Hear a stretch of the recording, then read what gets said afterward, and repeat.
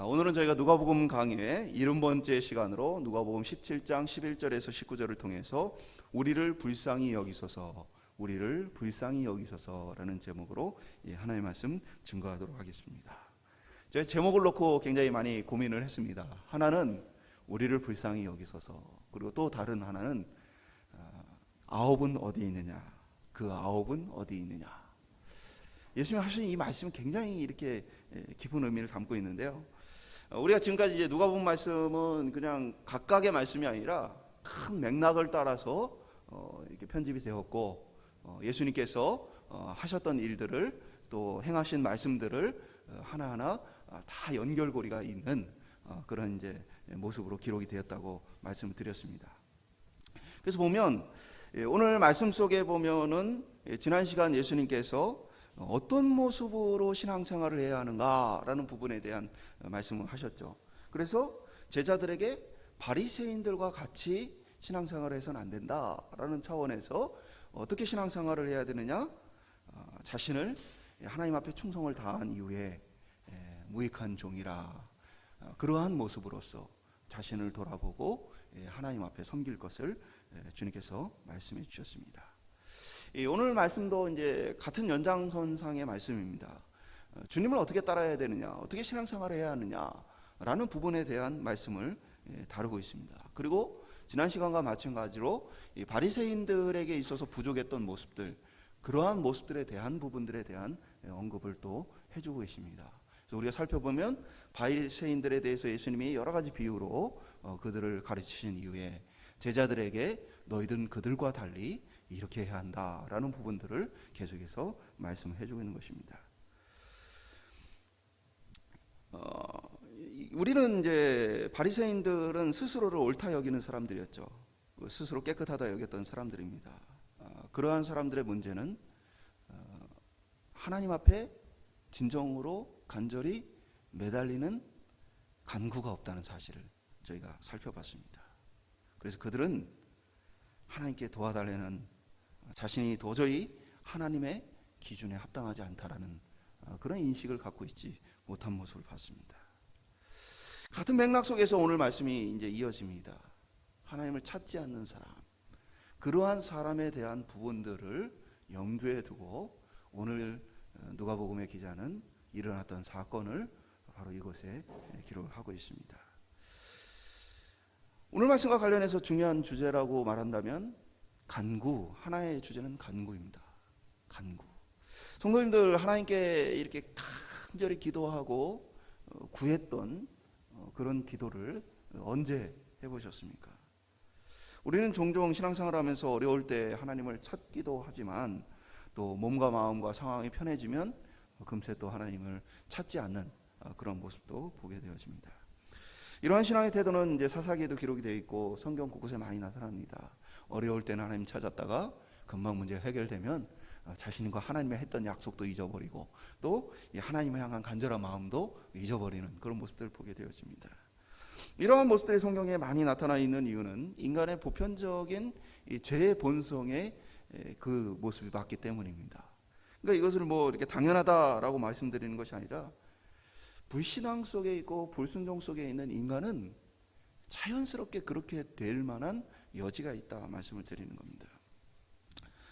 사람들은 평안하면 자기 욕심을 따라 우상을 숭배하고 그것으로 말미암아 어려움을 당하게 되어지면 하나님께 회개하며 도움을 구하고, 그리고 하나님께서 해결해 주시면 잠시의 평안을 누린 이후에 또다시 자기 자신을 위한 욕심을 따라 우상을 따라가는 모습을 사사기에 계속해서 반복적으로 보여줍니다. 근데 이런 신앙도 뭐 온전하지 않은 신앙이지만 성경에 이것보다 더 나쁜 신앙이 나옵니다. 이것보다 더 나쁜 신앙이 어떤 거냐면, 우리가 성경 퀴즈를 통해서 올해 구약 역사를 다 살펴봤습니다. 그래서 지난주까지 해서 구약의 창세기부터 시작해서의 구약 역사서를 다 봤습니다. 거기에 보면 자세히 봤던 분들은 이걸 알 거예요. 이스라엘 민족의, 유다 민족의 신앙이 변질되어지고 더 악화되어지는 모습을 보여줘요.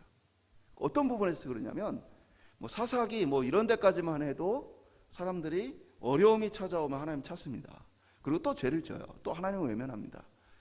그런데 나라가 멸망할 순간에 가까워오면 가까울수록 어떤 일이 벌어지느냐? 위기가 찾아와도 하나님을 찾지 않는 모습들이 나타납니다. 심지어는 하나님이 선지자들을 보내서 그들에게 회개하고 돌이켜야 된다. 위기가 지금 이 어려움 속에서 하나님께서 우리를 건져주시기를 우리가 돌이켜야 한다라고 얘기하지만 선지자들을 무시하고 때로는 그들을 죽이면서 하나님을 찾지 않는 모습을 봅니다. 정확히는 그냥 우상 숭배를 하면서 그냥 자기 자신, 자기 마음대로 신앙생활하는 모습이 나타나게 되어지는 것을 봐요. 오늘 어떻게 보면 바리새인들의 신앙의 모습은 그와 같은 거예요. 하나님 찾지 않는 거죠. 진정으로 하나님의 필요를 느끼지 못하는 것입니다. 이렇게 어떻게 보면 좋지 않은 신앙보다 더 나쁜 신앙의 모습, 하나님을 찾지 않음, 어려워도 하나님을 찾지 않음.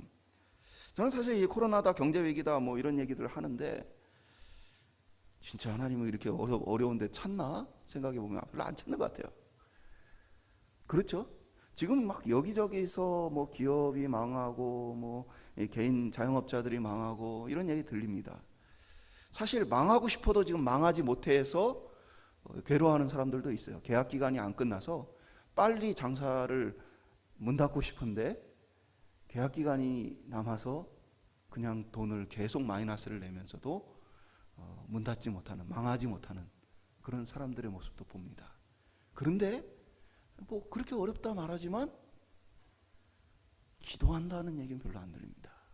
간절히 하나님을 찾고 매달리고 부르짖는다는 이야기는 사실 크게 들리질 않습니다. 어떻게 보면 오늘날 많은 사람들의 모습이 아무리 위기가 찾아오고 아무리 어려움이 찾아와도 하나님이 말씀하시는 경고가 수없이 들려도 하나님을 찾지 않는 더 나쁜 신앙 속에 많은 사람들이 빠져 있는 것은 아닌가 돌아보게 되어집니다. 오늘 저희들은 하나님께서 원하시고 그리스도께서 원하시는 신앙의 모습이 어떤 것인지를 좀 살펴보며 우리 자신과 우리 시대가 또 회복되어 수 있는 귀한 은혜가 있기를 간절히 소망합니다. 첫 번째 한번 따라해 보겠습니다. 자신의 처지를 깨달음. 말씀드린 대로 하나님 백성의 신앙의 모습의 최악은 하나님께 도움을 구하지 않는 것입니다. 그러니까 최소한 이 신앙이 조금 남아있으면 어려움이 찾아오면 그나마 이제 하나님께 나아가는데 이것조차 하지 않는 신앙이라는 거예요. 이건 바리새인들의 모습 속에 깊이 남아있었습니다. 왜냐하면 그들은 기도를 안 했던 것은 아닙니다. 열심히 기도를 하고 금식을 하며 기도했습니다. 그런데 그들에게 있어서의 문제가 뭐냐면 우리가 이제 누가복음은 이렇게 시리즈로 연결고리를 가지고 쭉 연결됐다고 말씀드렸잖아요. 예수님께서 이제 다음 장 18장에 이 얘기를 하시는데 바리새인들의 기도에 대한 이야기를 하십니다. 바리새인들의 기도는 18장 11절 12절에 보면 바리새인은 서서 따로 기도하여 이르되 하나님이여 나는 다른 사람들 곧 토색, 불의, 간음하는 자들과 같지 아니하고 이 세리와도 같지 아니함을 감사하나이다. 나는 일에 2번 금식을 하고 또 소득의 11조를 드리나이다 하고. 그러니까 예수님께서 지금 바리새인들에 대한 경고를 계속해서 하고 계셔요. 그러면서 그들을 따라가서는 안 된다라는 이야기는 지금 주님을 따르는 자들에게 하고 계신 겁니다. 그리고 동시에 마지막 날이 다가오고 있다는 얘기를 그들에게 하고 계신 거죠. 이러한 맥락 속에서 보면 바리새인들은 마지막 날이 다가오고 있음에도 불구하고 뭐 하고 있는 거예요? 자신의 처지를 알지 못한 채 뭐 하고 있어요? 기도를 하되 자기 자랑밖에 안 하고 있어요. 나는 저런 악한 자들과 다릅니다. 나는 그래도 하나님 앞에 금식도 하고 11조도 드리고 그렇게 하고 있지 않습니까? 그러니까 사실 자신의 영혼을 비추어 바라보면 구원받을 자격이 없다라는 얘기를 주님 벌써 하셨어요. 여러 번 하셨어요. 인간으로서 하나님의 율법을 지키고 따른다. 인간이 할 수 있는 것이냐 할 수 없는 것이다. 지난 시간에 우리가 나눴던 것처럼 소자, 작은 자를 시험에 들게 하는 것, 그를 실족하게 하는 것, 그런 일이 없을 수는 없다. 불가능한 일이란 얘기예요. 불가능한 일이지만 그것 때문에 어떻게 한다는 거예요? 너희가 심판을 받게 되어진다는 얘기를 하고 있는 겁니다. 연자 맷돌을 가지고 물에 빠지라 라는 얘기는 너희들의 육신의 죽음을 당하는 것보다 비교할 수 없는 영혼의 죽음이 너희들 눈앞에 있다라는 강력한 경고를 하고 계신 거예요. 근데 그들은 그러한 상황 속에서도 어떻게 기도를 하고 있어요? 나는 이렇게 자랑스럽습니다. 잘하고 있습니다. 나는 괜찮습니다. 오히려 감사합니다. 착각 속에서 감사 기도를 드리고 있는 모습을 봅니다.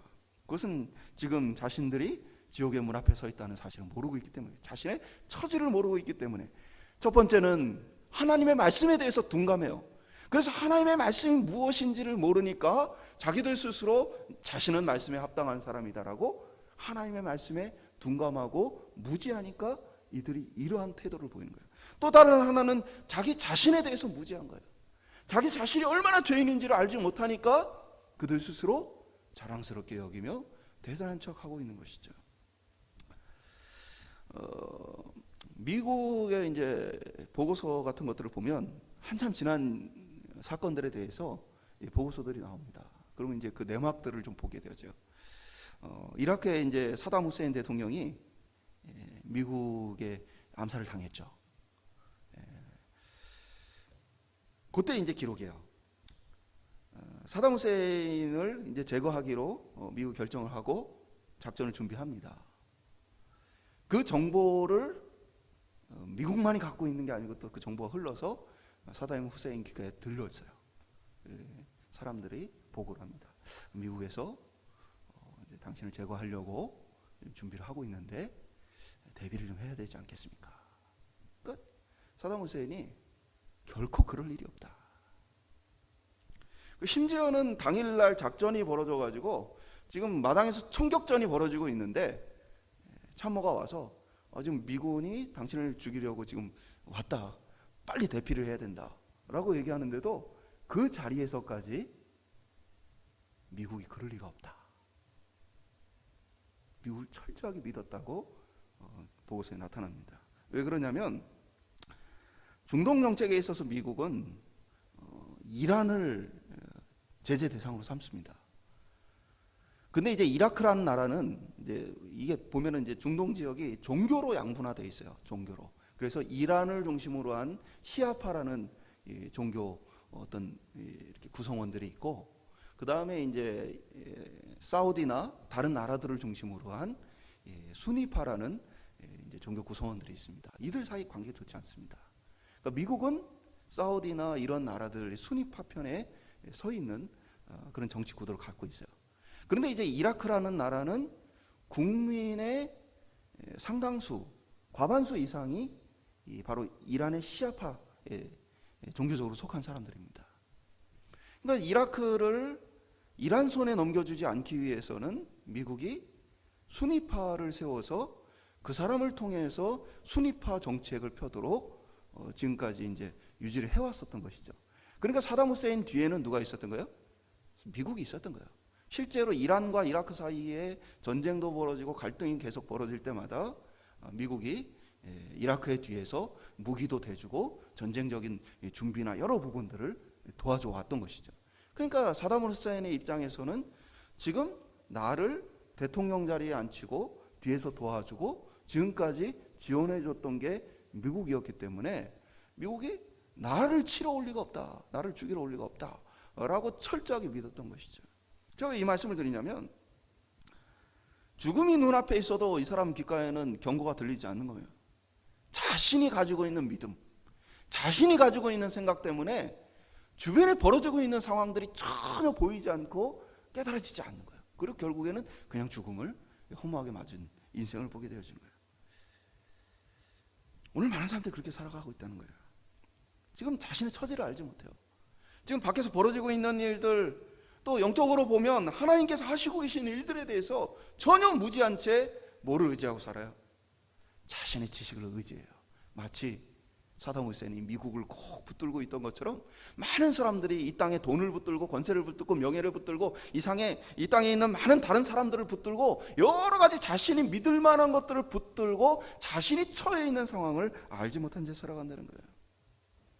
예수님의 비유 속의 부자처럼 그가 스스로 이제 내 영혼이 평안하다, 이제 부족함이 없다 라고 생각하지만 오늘 밤 내 영혼을 도로 찾겠다 하실 수 있는 거고요. 그의 영혼 가운데 언제든지 지옥불에 던져질 위기 속에 그가 놓여 있다. 그러나 많은 사람들은 그러한 자신의 처지를 알지 못한 채 살아갑니다. 이 땅에서 건강하게 영원히 살 것처럼 착각하며 살아갑니다.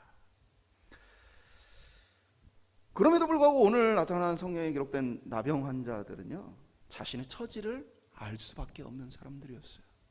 자신의 상황을 뼈저리게 느낄 수밖에 없는 사람들이었어요.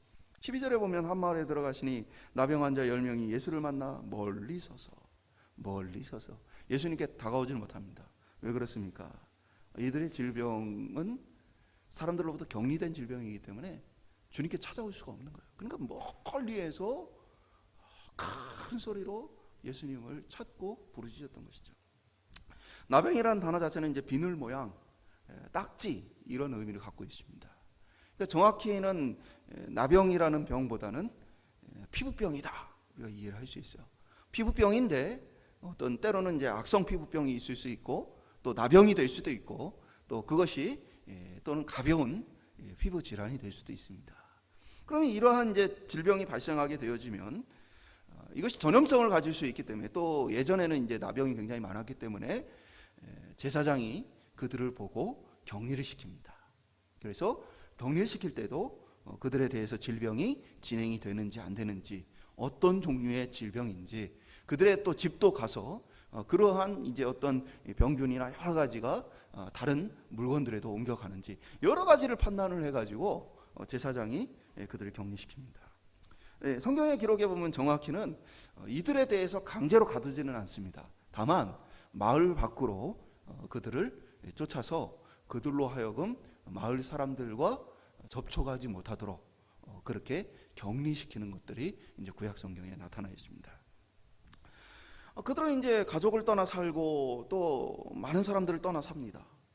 그럼 이제 이들의 또 사람들의 길에서 만날 수도 있잖아요. 그러면 이들의 행동은 어때야 되냐면 레위기 13장 45절에 보면 나병 환자는 옷을 찢고 머리를 풀고 윗입술을 가리고 외치기를 부정하다 부정하다. 그러니까 이 사람들은 겉 외모부터도 달라야 돼요. 왜냐하면 일반 사람들처럼 보이면 다른 사람들이 모르고 접근을 할 수도 있잖아요. 왜냐하면 나병 환자가 앞을 걸어가고 있는데 뒤에서 모르고 사람이 와서 접촉을 할 수 있잖아요. 그래서 나병 환자들은 어떻게 해요? 머리를 풀어 헤쳐야 돼요. 그리고 옷을 찢어서 입어야 돼요.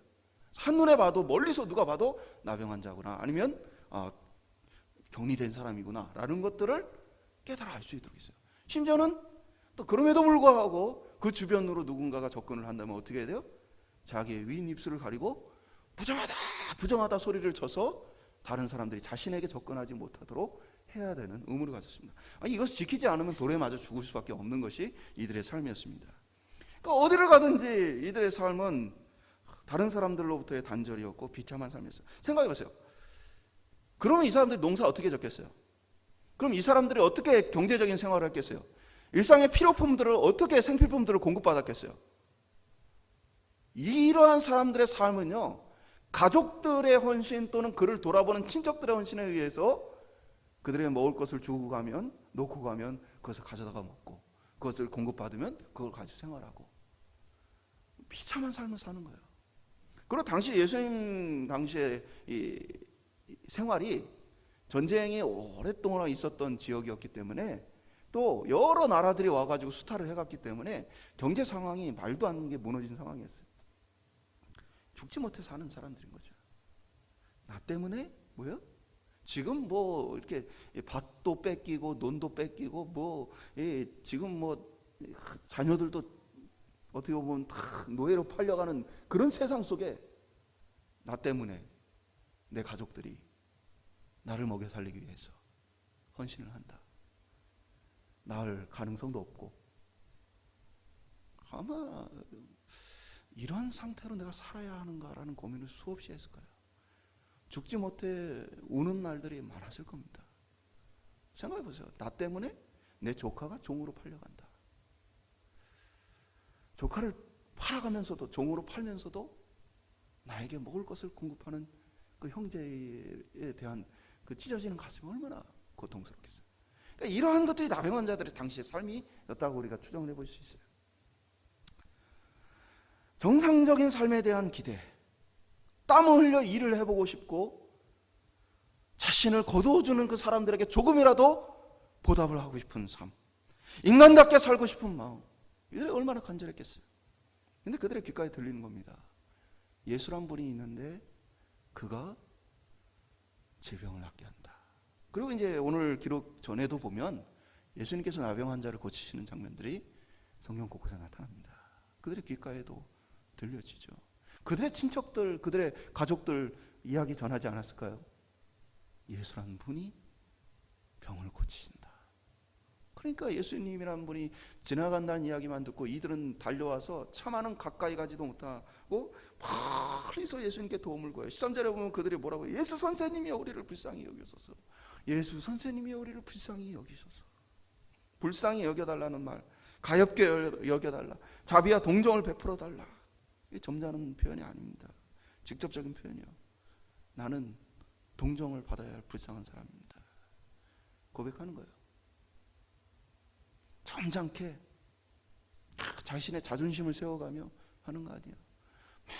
많은 사람들이 보는 앞에서 저 사람들을 한눈에 자기는 머리를 풀어헤치고 옷을 찢어 해입고 어떻게 보면 모든 사람들이 자신을 보는 그 앞에서 멀리서 사람들의 그 눈총, 그들을 바라보는 시선, 모든 것을 개의치 않고 그저 주님을 찾는 그 모습을 우리가 바라보게 되어지는 거예요. 왜 많은 그리스도인들이 기도하지 않을까 돌아보면 우리의 영혼이 지금 나병 환자와 같은 상태에 있다는 것을 깨닫고 있지 못하기 때문입니다.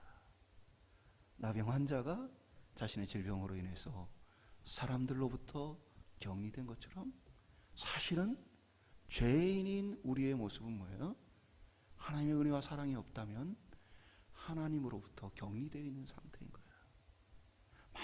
많은 사람들은 자신의 영혼이 그러한 상태에 있다. 심지어 이제 곧 다가올 심판을 도저히 피할 길이 없는 인생이다 라는 사실을 알지 못하니까 이들은 무감각하고 무지함 속에서 하나님 찾지 않는 것이에요. 모든 사람은 영적 나병에 걸려 있는 것입니다.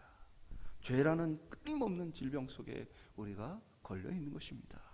이 불치의 병이 끊임없이 우리를 넘어뜨리고 쓰러뜨리고 고통스럽게 만들며 하나님과의 관계를 멀어지게 만드는 일들을 날마다 우리 속에 일으키고 있습니다. 그러나 많은 사람들이 회개하지 않고 구하고 찾지 않는 이유는 영적으로 무지하고 무감각하기 때문이에요. 우리의 성령의 도우심을 구하며 구해야 할 것이 있다면 그 무엇보다 주님, 내 자신의 영적 상태를 깨달아 알게 하여 주시옵소서. 우리의 영혼에 간절히 꼭 필요한 기도가 있다면 주님, 내 영혼을 겉만 번지르한 모습으로가 아니라 주님이 바라보시는 그 하나님의 완전한 의의 그 기준으로 나를 바라보게 하셔서 내가 얼마나 주님이 필요한지를 깨달아 절실히 알게 하여 주옵소서. 오늘부터 저희들의 기도 제목이 될 수 있기를 간절히 축원드립니다. 두 번째 따라해 보겠습니다. 신뢰함으로 따름.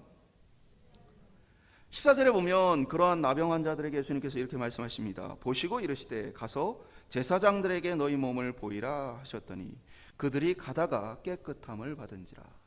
예수님께서 처방전을 주시거나 아니면 약을 주시거나 그들을 불러서 안수기도를 해주시거나 어떤 특별한 행위를 하지 않으셨습니다. 그냥 말로 그들에게 제사장들에게 가서 보여라 라고 말씀하셨어요.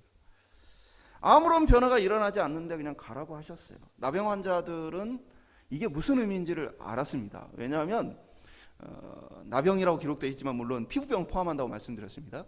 이 사람들이 정상적인 삶을 살기 위해서는 첫 번째는 병이 나아야 돼요. 그것으로 정상적인 삶을 살 수 없습니다. 병이 나았으면 그것을 제사장에게 보입니다.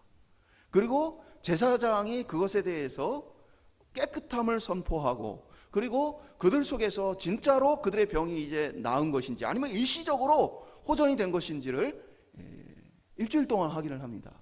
그래서 일주일 후에도 그들의 상태가 나았다라는 확신이 들면 그들 정결 예식에 따라서 거룩하게 하고 이제 정상적인 삶을 살 수 있도록 하는 것입니다. 그러니까 예수님께서 제사장들에게 가서 보여라 라는 이 표현을 들었을 때 이들은 우리가 낫는구나 라는 확신을 가질 수 있었다는 거죠. 근데 문제는 아직 낫지 않았는데 그럼에도 불구하고 이들이 그 말씀을 따라서 행동했다는 것입니다. 대단한 것이죠.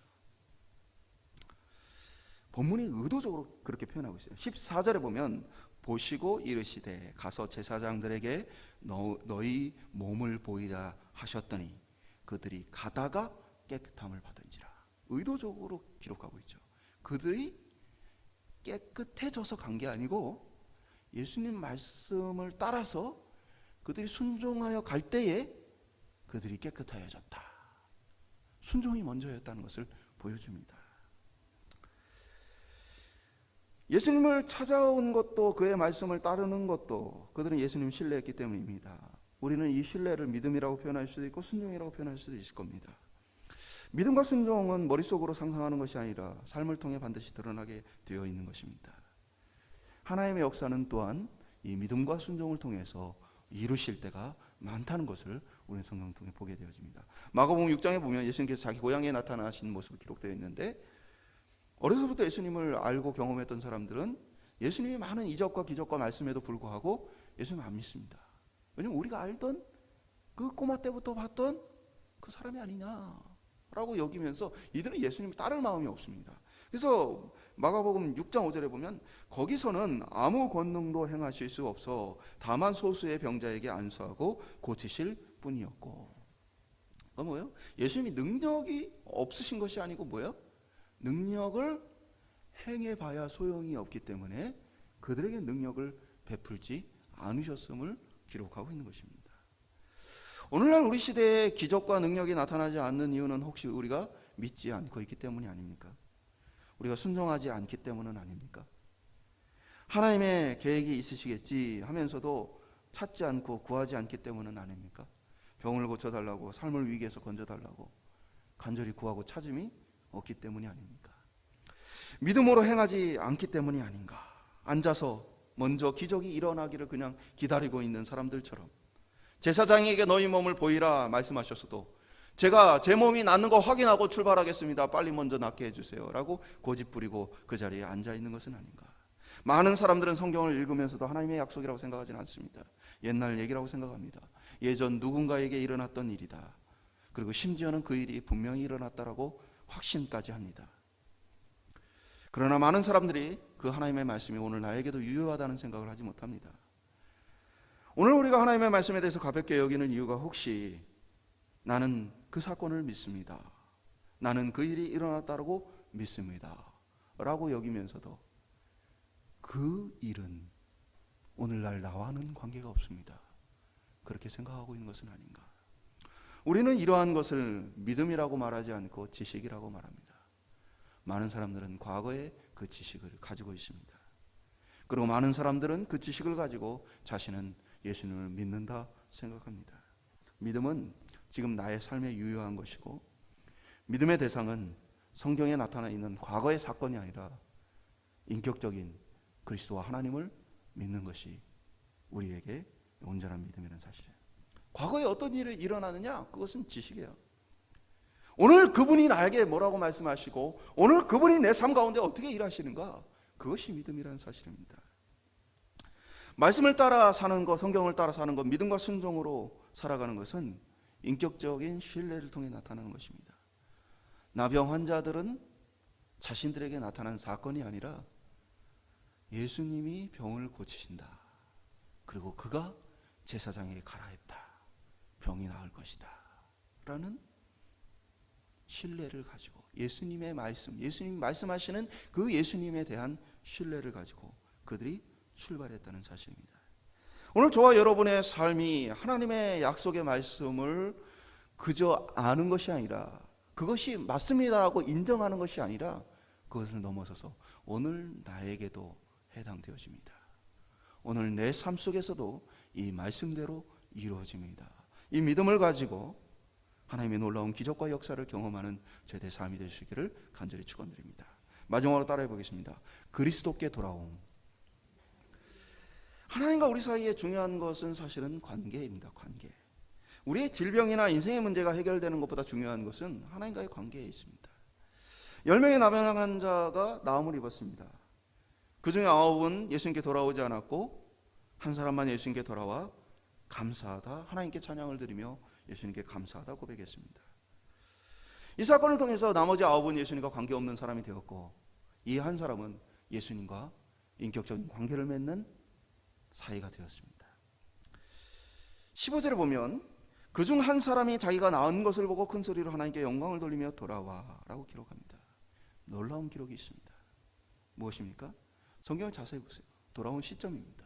돌아온 시점이 언제입니까? 제사장에게 보이고 제사장이 7일 동안 그를 격리해 놨다가 다시 검사해서 괜찮다 확인하고, 그리고 그로 하여금 정결 예식을 통해서 이제 일반적인 사람들과 함께 살아도 됩니다라고 선언을 해준 때가 아닙니다. 언제입니까? 본문을 정확히 보면, 자세히 보면 그 시점은 자기가 낳은 것을 보고. 제사장에 갔어요, 안 갔어요? 정확히 얘기하면 제사장에 가지 않았습니다. 율법에 보면 말씀드린 것처럼 레위기 14장에 보면 정결함을 받는 자는 그 옷을 빨고 모든 털을 밀고 물로 몸을 씻을 것이라. 그리하면 정하리니 그 후에 진영에 돌아올 것이나 자기 성 밖에 이레를 머물 것이요. 일곱째 날에는 그 모든 털을 밀되 머리털과 수염과 눈썹을 다 밀고 그의 옷을 빨고 몸을 물에 씻을 것이나 그리하면 정하리라. 그러니까 온몸의 털을 다 밀고 철저하게 그 검사를 받는 거예요. 구석구석. 그러기 위해서 털을 다 미는 겁니다.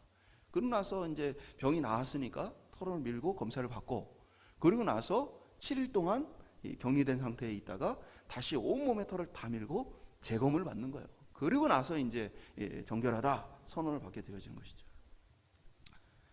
많은 사람들은 이러한 절차를 따랐어요. 제사장에 가라 했으니까 그다음 제사장들이 갔고 이 절차를 따랐습니다. 그런데 오늘 한 사람이 엄청난 결단을 하는 것이죠. 뭡니까? 자신이 낳은 것을 보고 제사장에게 가지 않고 예수님께 달려간 것입니다. 이게 결코 쉬운 일이 아닙니다.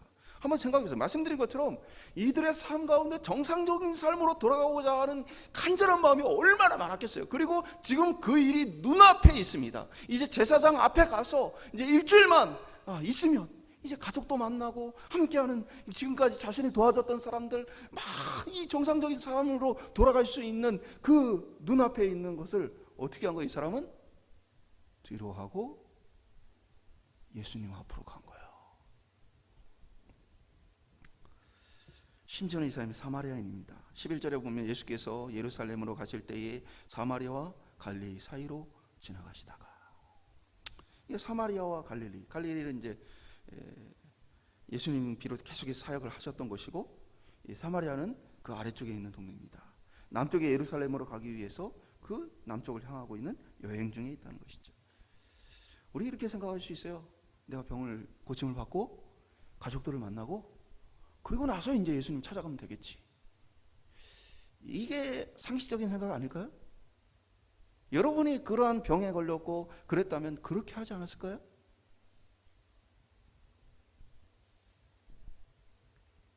이 사람에게는요, 인생의 전환점이 온 거예요. 지금까지의 목표는 뭡니까? 예수님이 찾아올 때까지만 해도 병을 고침받고 이제 정상적인 삶으로 돌아가는 것, 그것이 그의 목표였다면요, 인생의 목표가 바뀐 거예요. 내가 정상적인 삶을 사는 것, 고침을 받는 것, 내 가족을 만나는 것,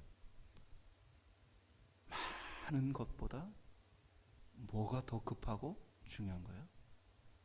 예수님 만나는 거예요. 예수님 만나는 우선순위가 바뀐 거예요.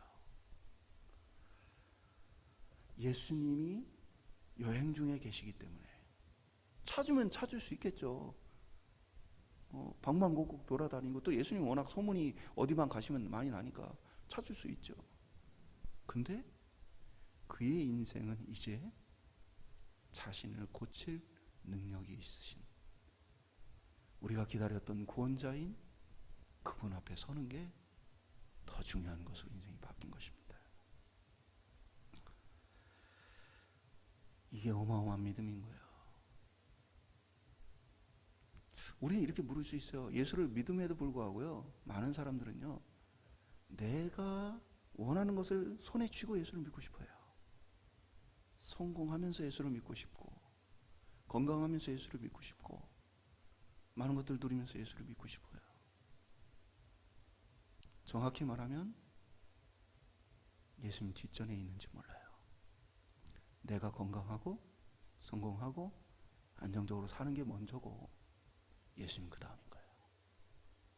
다른 사람은 다 그랬어요. 근데 이 사마리아인에게 나타난 변화는 무엇이었느냐? 그것이 뒤집힌 거예요. 이제 예수님이 더 중요한 거예요. 예수님을 당장 만나야 하는 거예요. 언제 나중에 만나면 되겠지가 아니에요. 이 사람에게는 인생의 예수님이 가장 중요해진 거예요. 오늘 우리 자신에게 물어야 합니다. 예수님을 믿는다 말하는 우리에게 이런 변화가 일어났느냐? 나에게 예수님은 어떤 분이시냐?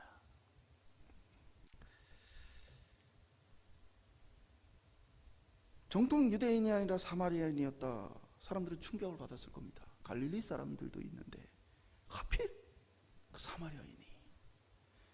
이것을 통해서 누가복음은 복음에는 결코 편견이 없고, 바리새인들 스스로 자신들이 구원받을 만하 하지만 심지어는 예수님 뭐예요?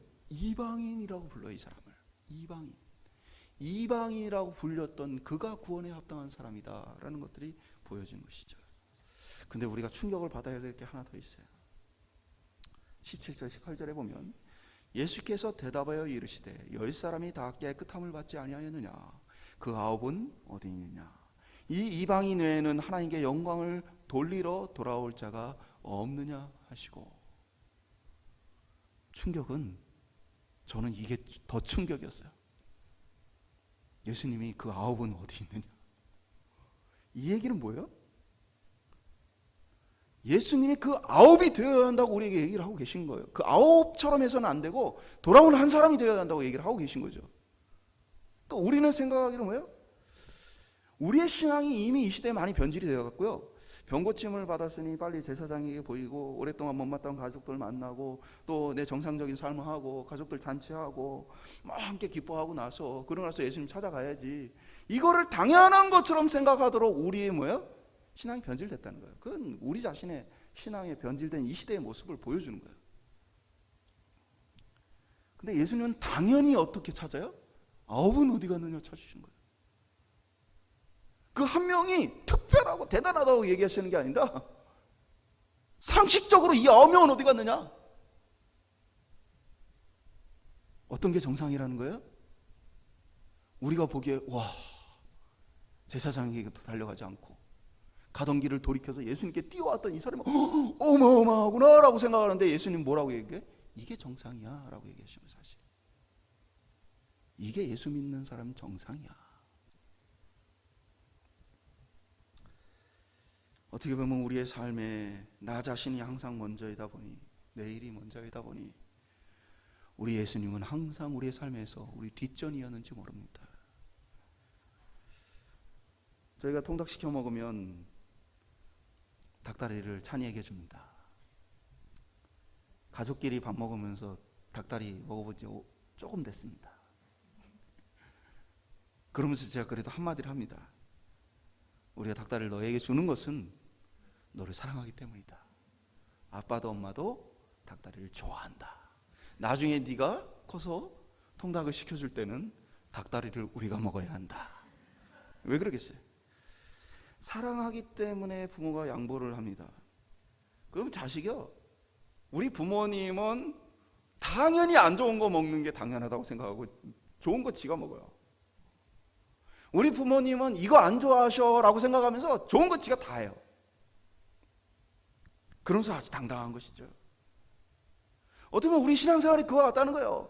항상 나 먼저 하느라고 우리 주님은 항상 뒷전이었기 때문에 그게 당연한 것처럼 여겨져 왔던 우리의 신앙의 모습 속에서 어떻게 보면 때로는 감사하다, 때로는 어쩌다 하지만 사실은 주님이 항상 늘 뒤에 있었다 바라보게 되어지는 것입니다.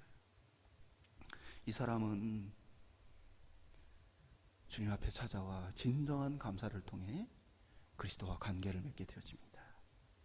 19절에 예수님 뭐라고 얘기하십니까? 그에게 이르시되 일어나 가라, 내 믿음이 너를 구원하였다 하시니라. 지금까지 우리가 맥락을 보면 뭐 얘기했어요?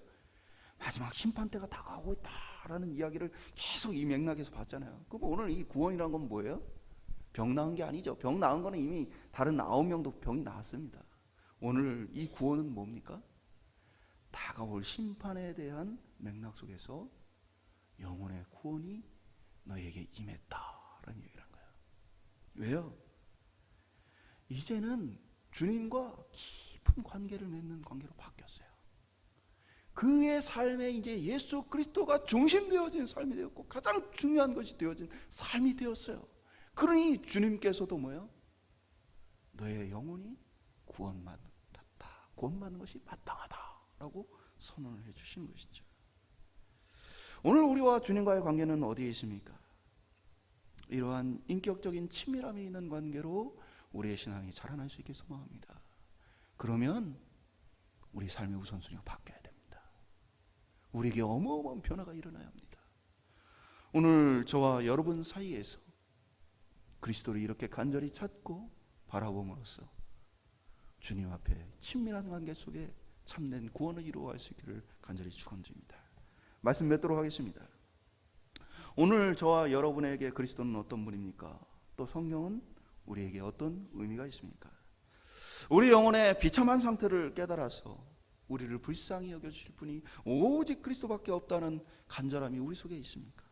내가 자격이 있어서가 아니라, 내가 능력이 있어서가 아니라, 내가 뭘 해서가 아니라 이러한 나를 불쌍히 여겨달라고 부르짖고 찾을 우리에게 믿음이 있느냐? 이 믿음은 뭐예요? 그가 나를 낫게 하실 것이다, 그가 나를 건져주실 거다 라는 인격적인 신뢰가 있어야 가능한 거예요. 오늘 믿음을 잃어버린 세대들이 주님에 대한 간절함도 부르짖음도 기도도 없이 살아갑니다. 오늘 저희 속에서는 우리의 영혼의 비참함을 깨달아 그리스도를 간절히 찾고 부르짖는 신앙이 회복될 수 있기를 소망합니다. 그리고 주님의 능력과 권능이 우리의 삶에 임하여서 정말로 우리의 삶의 변화가 되어지고 그 능력이 나타났다면 이제는 내 삶이 주인이 우리 주님이시구나, 나 자신이 중요한 게 아니라 우리 주님이 중요하구나, 내 주변의 것들이 중요한 게 아니라 우리 그리스도가 중요하구나 라는 사실을 깨닫고 삶의 가치가 바뀔 수 있기를 소망합니다. 그리고 마지막 날 그렇게 주님을 가장 사랑하는 사람들이 함께 모이는 그날에 우리가 함께 주님을 만나는 귀한 복이 있기를 주님의 이름으로 축원드립니다.